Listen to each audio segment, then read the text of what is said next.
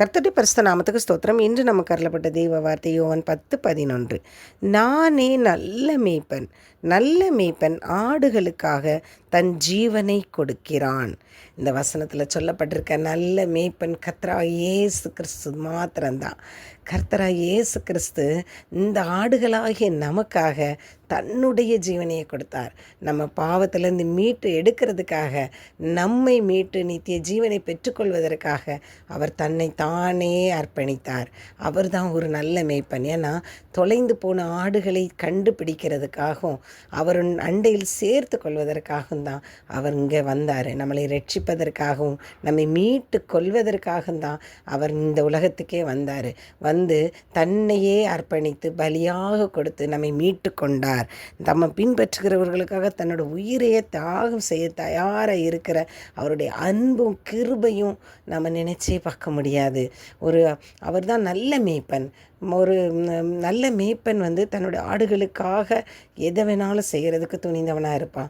ஏன்னா ஒரு கூலிக்காக ஒரு ஆடை மேய்க்கிறவனாக இருந்தான்னு வச்சுடுவோமே, அந்த ஆடுக்கு ஒரு கஷ்டம் வந்தால் அது அவனை பெரிய அளவில் பாதிக்காது.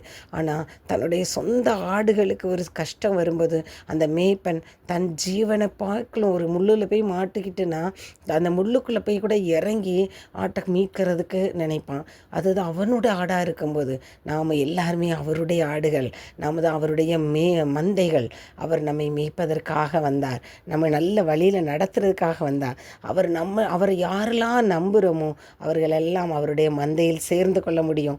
அப்படி சேரும்போது அவர் நமக்கு பூரண வாழ்வையும் நித்திய ஜீவனையும் தந்து ரட்சிப்போடு நம்மை மீட்டு கொள்ள வல்லவராயிருக்கிறார். சங்கீதம் 23:1 சொன்னபடி கர்த்தர் என் மேய்ப்பராயிருக்கிறார், நான் தாழ்ச்சி அடையேன்.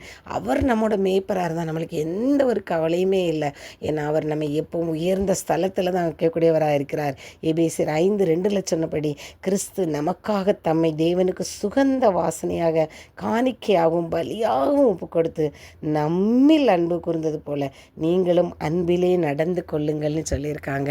இன்னைக்கு இந்த காலகட்டத்திலையும் மோசமான இடங்களில் கூட மேய்ப்பர்கள், பாஸ்டர்கள், மக்கள் ஜீவன விசுவாசிகளுக்காக பாடுகளை பட்டு கொண்டு அந்த துன்பங்களை சகித்து கொண்டு வாழ்கிற மிஷினரிஸும் மேய்ப்பர்களும் இருக்க தான் செய்கிறாங்க.